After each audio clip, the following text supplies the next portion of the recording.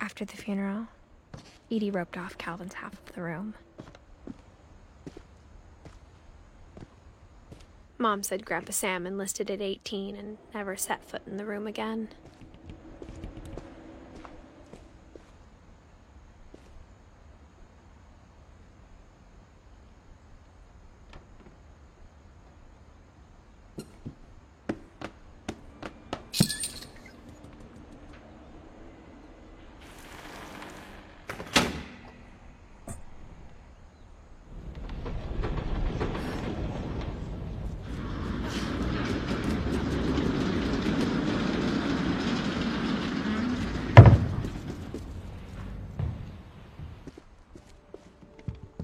The passages were a pretty tight fit. They'd obviously been built for smaller hands and bellies.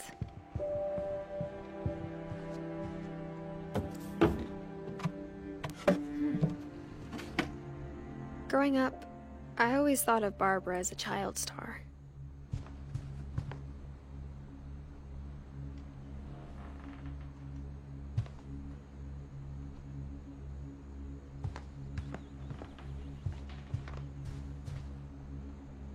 I never thought about how hard it must have been for her afterwards.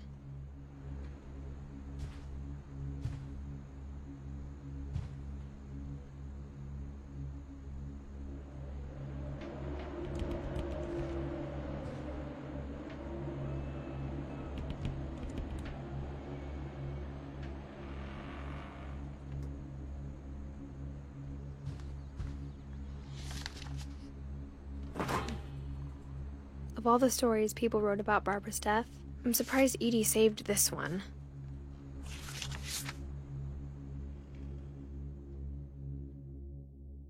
Old Jack here with another ghastly tale inspired by America's most unfortunate family. I'm calling it The Surprise Ending of Barbara Finch. As a child star, Barbara was famous for her scream.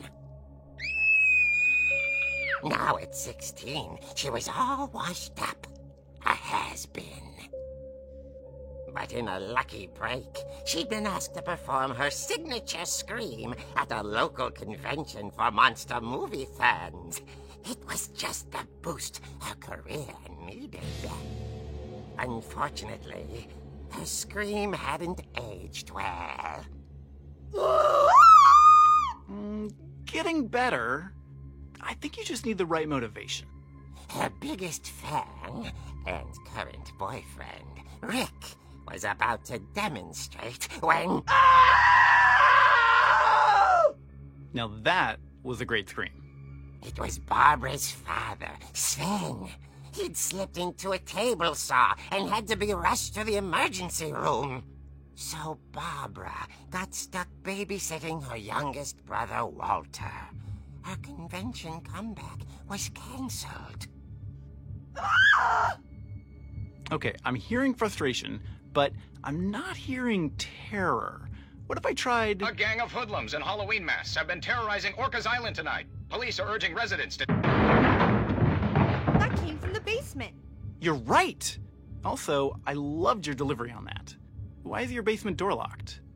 Because my dad likes making puzzles and secret passages. There's a key hidden in the music box. The secret is to keep winding and winding until finally the key pops out. Thanks, babe. I'll be back in a sec. 20 minutes later, Rick hadn't returned. So Barbara went to look for him, right on cue. She reached for the music box. And as she wound the key, she listened for Rick, but the house was silent.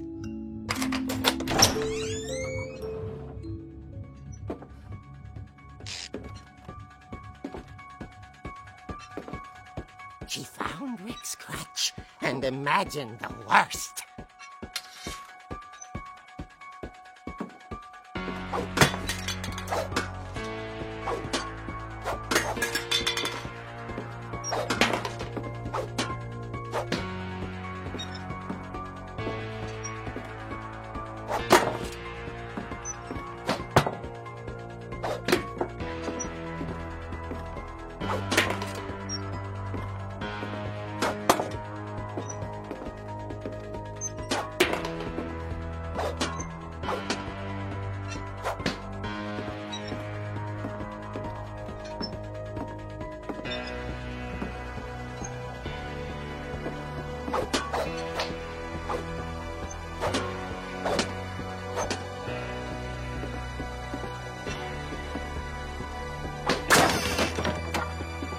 The gang's leader is the infamous Hookman killer, Dr. Carl Hamill, who impaled and then ate his family 10 years ago tonight.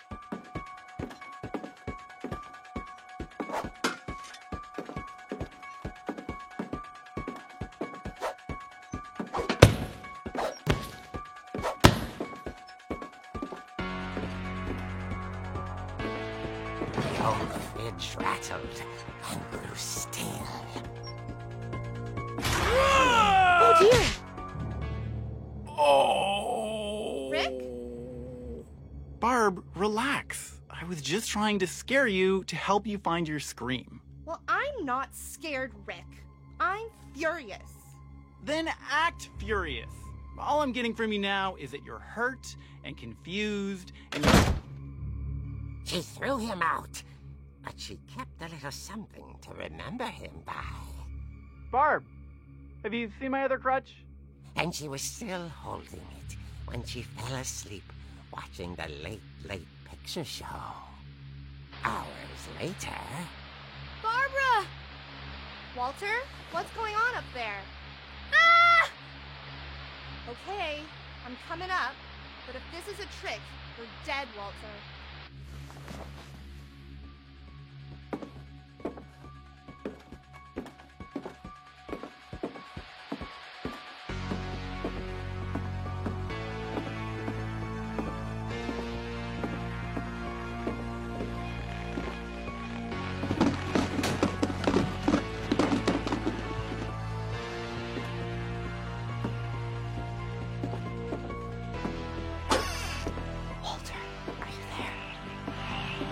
Walter vanished, but his bedside radio was still on.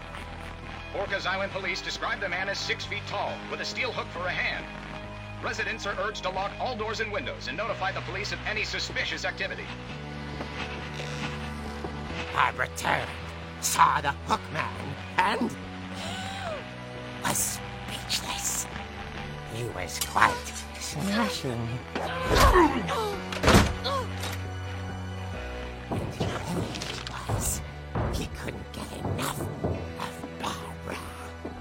Okay, Barbara, there's gotta be another way out of here. That night, she played her part beautifully.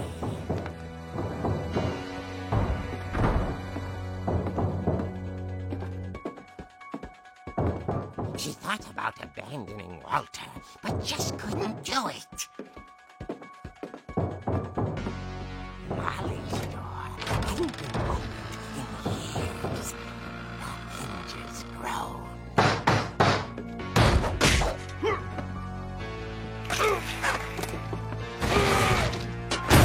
He wasn't moving, but she sensed the story might not be over yet.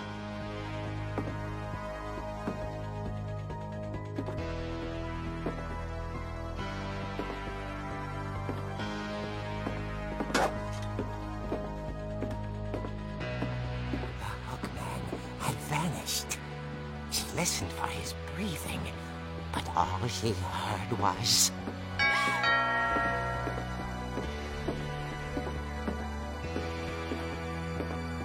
At the door, she heard whispering.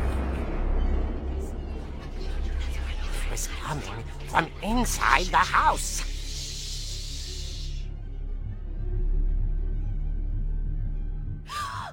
Oh dear. The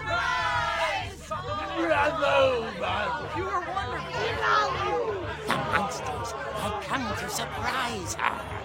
For Barbara, it was a dream come true. Then she saw what kind of monsters they were, and she realized what was about to happen. She was going to be famous. And with her final breath, Barbara Finch gave the performance of her life.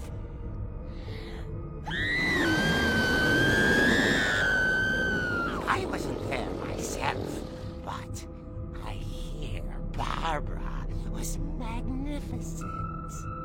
Poor girl. She had a taste for stardom. But unfortunately, so did her fans.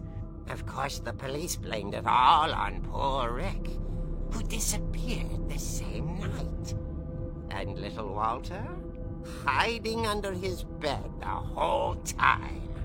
He took it all pretty hard, but that's another story. As for Barbara, tucked inside the music box is all they ever found of her. Her ear. Now that's what I call a real eerie tale.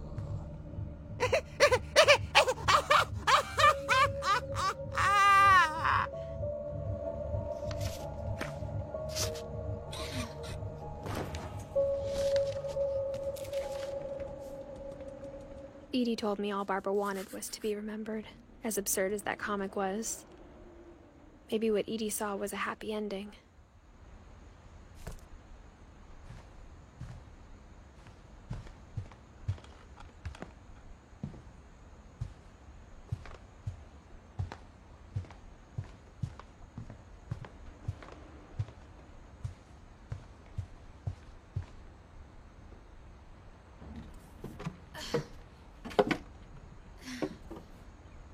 I guess now I know why Mom didn't like me playing with the music box.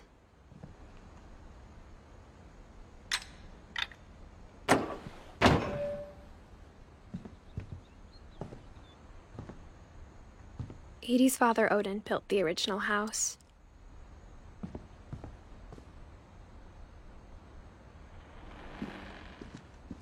Mom must have locked the third floor stairs on the night we left.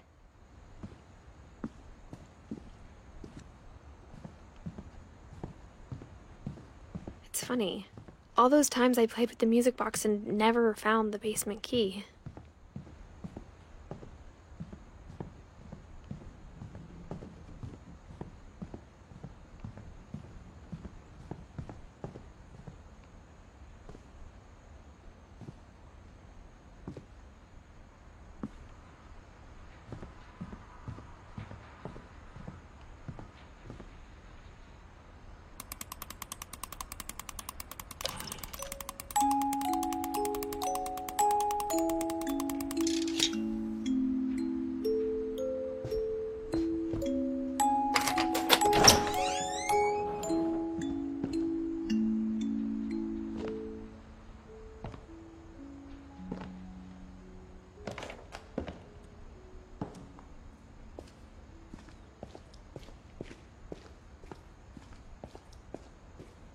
Mom said the basement was off limits, unless I wanted another tetanus shot.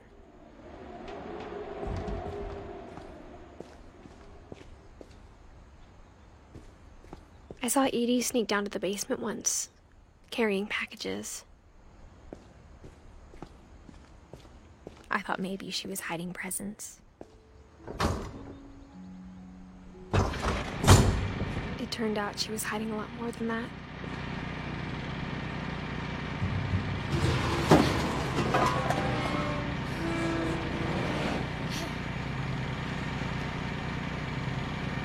I remember asking Mom once about where Walter had gone. She said after Barbara died, he got as far away as he could. If there's a pattern in all these stories,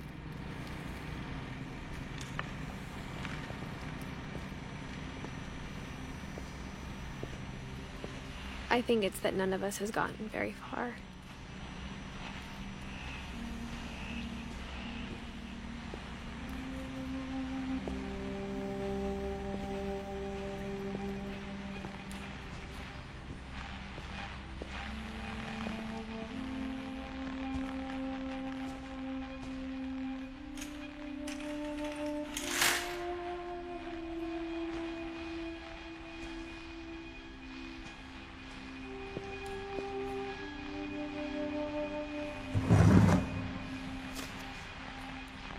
Goodbye, everyone. I can't believe I've been down here for 30 years. On that first day, after the shaking started, I didn't think I'd survive a week.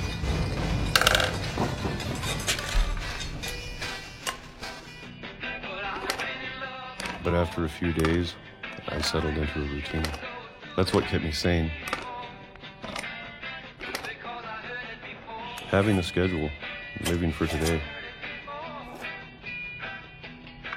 I always expected to be dead tomorrow. But if you wait long enough, you get used to anything.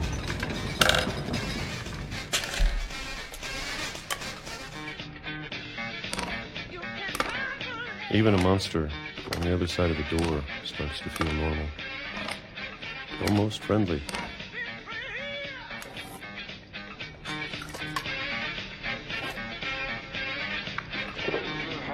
And then one day, everything just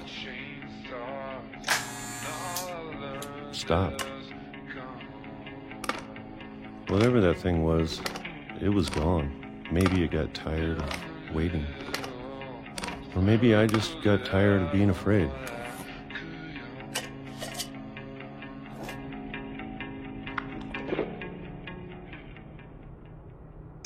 It's been a week now, the longest in 30 years. I'm done waiting. I have to leave while I still can.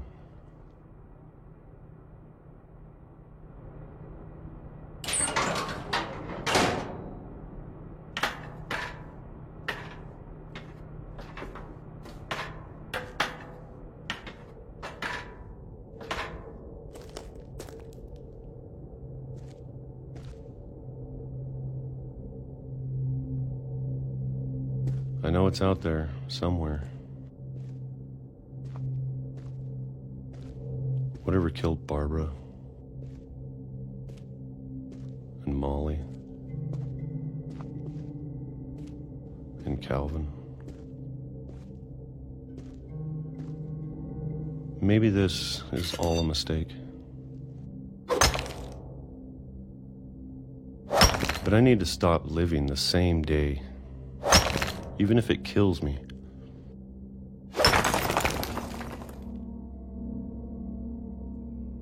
Whatever's out there, I want you to know I'm ready for it. I'm going to appreciate all of it, especially the food. I don't mind if I only have a year left, or a month, or a single week. I'd be happy with one new day. I can already imagine the sun on my face.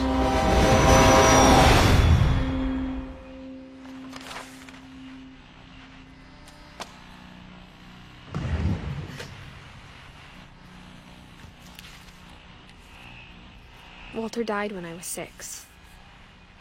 I can't believe my mom never told me he was down here.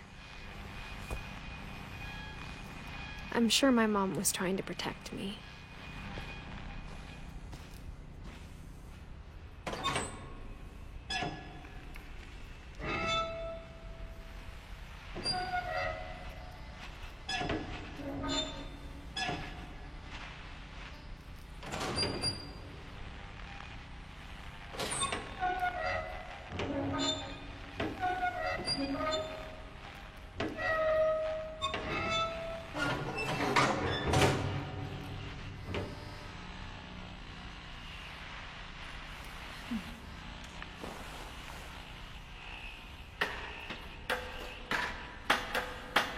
Maybe she was afraid I'd end up like Walter. But if she never told me about an uncle under the house, I can only imagine what else she was hiding. I don't want to make the same mistakes she made. Trying to bury something that's still alive. Now that there's only one of us left, or maybe 2, I thought it was time I heard the stories for myself and found out what happened to everyone else. But now I'm worried the stories themselves might be the problem.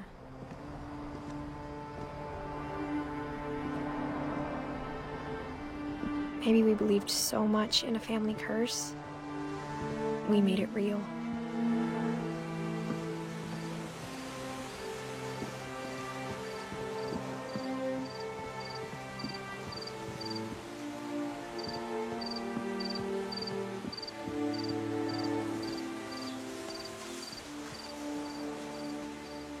I don't know if I should even be writing this.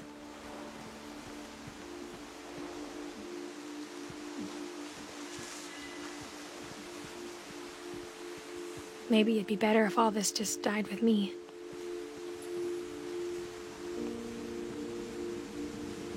But I thought you should know about your family.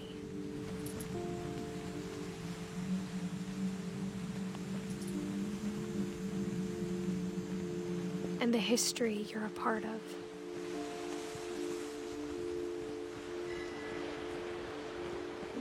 Though to be honest, I feel as lost as you probably do right now.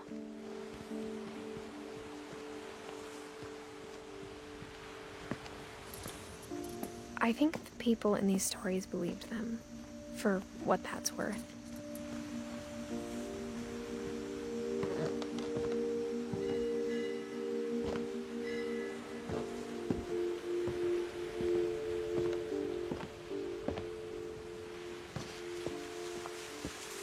And when you look at the house, that history of imagination and stubbornness and madness, any of it seems possible.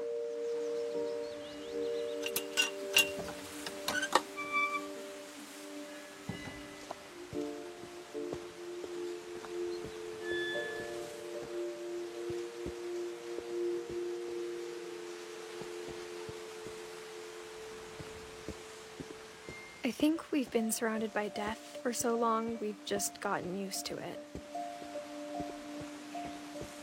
What kind of family finishes building a cemetery before starting the house?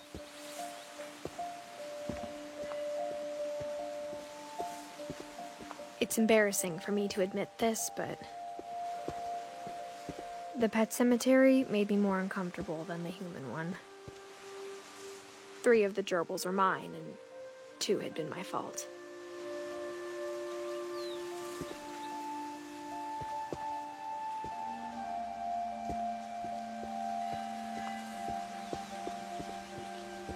Sven built the house, but it was Edie who designed the cemetery.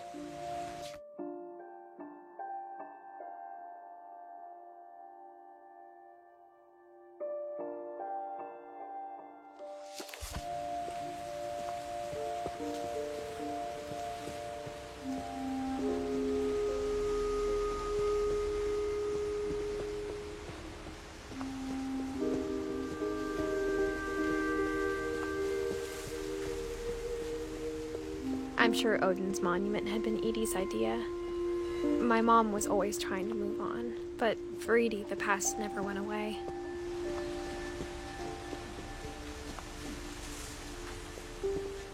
She could see it poking out of the water at low tide. Edie's side was always easier for me to understand.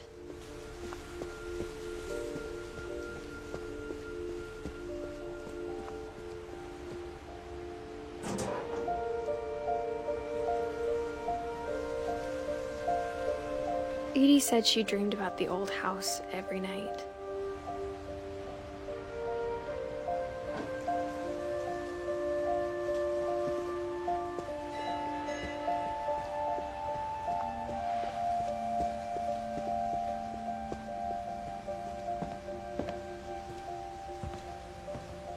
But the older I get, the more I can see where my mom was coming from. Her dad had been pretty strict, but it wasn't enough to save her brothers. She was just trying to do better.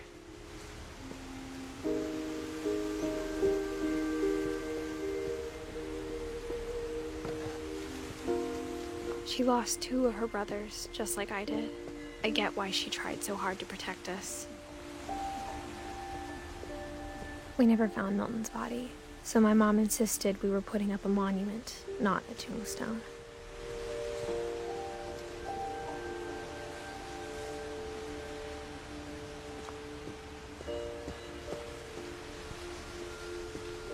There's so many things I wish I could ask my mom now. Part of me thinks this is what she wanted all along. For me to come back someday and find everything out for myself.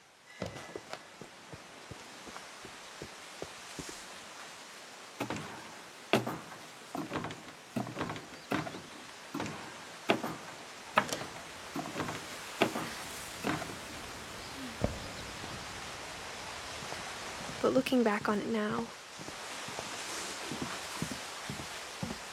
if she told me there was going to be so much climbing,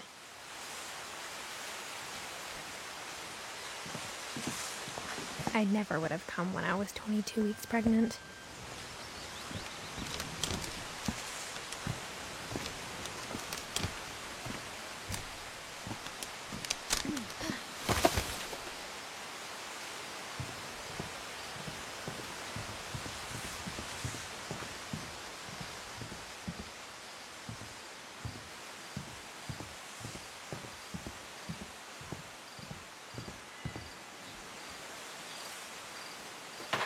I never met Grandpa Sam, but I think he and my mom had a lot in common.